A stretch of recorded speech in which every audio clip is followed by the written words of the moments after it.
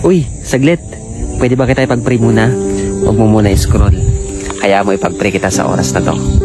Siguro ang dami mong inaalala ngayon. Ang dami mong worries. Kasi ang dami mong pinagdadaanan. Pero hayaan mo ilapit natin kay Lord lahat yan sa pamamagitan ng prayer na to.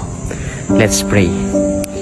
Father God in heaven, in the mighty name of Jesus, by the power of the Holy Spirit, Panginoon, ikaw po yung lumikha ng langit at ng lupa. Ikaw po ang Diyos na pinanggalingan ng lahat ng bagay. May hininga man, Panginoon, or wala, ikaw po ang pinanggalingan ng lahat. Lord, itong tao na to, ikaw rin po ang nagdikha sa kanya. Kaya, Panginoon, alam ko po na nalalaman niyo po, nakikita niyo po yung kanya pong pinagdadaanan sa kanya pong buhay ngayon. Maybe, Panginoon, naisip po niya na para bang tahimik ka, para bang hindi mo alam yung kanyang pinagdadaanan. Na para bang, Lord, wala ka sa kanya pong tabi, na wala ang iyong presensya.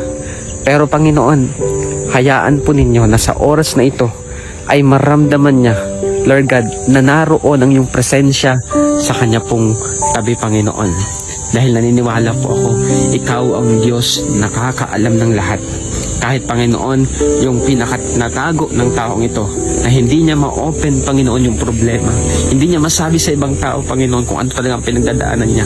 Maybe masaya po siya kapag kaharap yung ibang tao, Panginoon. Maybe, Lord, nakakangiti po siya. Pero ang totoo, Panginoon, durog na ang kanyang puso.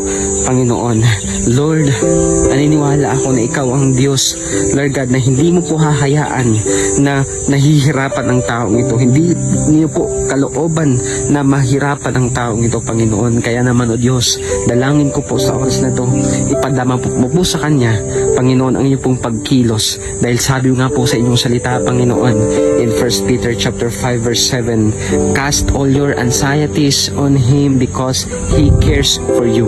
Panginoon, nagmamalasakit ka po sa taong ito. Kaya naman naniniwala ako, Lord, na kapag ibinigay niya yung kanya pong pinagdadaanan ngayon, yung kanya pong inaalala ngayon, bibigyan mo po siya, Panginoon, agad ng kapahingahan. Dahil ikaw po ay nagkikare sa taong ito. Panginoon, hayaan po ninyo, bigyan niyo po ang taong ito ng puso na magpapakumbaba sa iyo, ilalapit sa iyo, ibubuhos sa iyo lahat. Hallelujah. Thank you, Lord. Panginoon, right now, habang siya po, Panginoon, ay nananalangin, naniniwala ako na mayroon kang ginagawa, na mayroon ka pong binabago sa kanya pong buhay. So I pray in the name of Jesus, Lord, whatever that worries, whatever that difficulties, Panginoon, whatever that fear in the life of this person, Lord, begin to remove it right now in the name of Jesus. In the name of Jesus. Salamat, Panginoon, agad pinagkakatiwala ko po siya sa iyo, Panginoon, pagpakilala ka pa sa buhay ng taong ito. Lord, yakapin niyo po siya sa mga oras na to habang siya po ay umiiyak dahil sa mga problema. Panginoon, punasan niyo po ang kanyang mga luha na matagal na po niya, Panginoon o God, pinagdadaanan. Kaya naman, Lord, salamat po. Maraming salamat po. Pinagkatiwala ko po ang taong ito sa iyo. Thank you, God. We honor you. In Jesus' name. Amen and amen.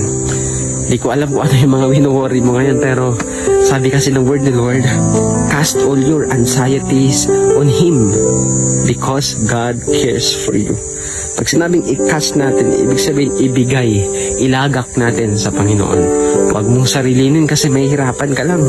Ang gagawin natin, ibigay kay Lord kasi hindi natin trabaho na bitbitin yung worries na yan. Kundi, ang trabaho natin, ibigay kay Lord, ipagkatiwala sa Panginoon. Siya na ang bahala sa'yo.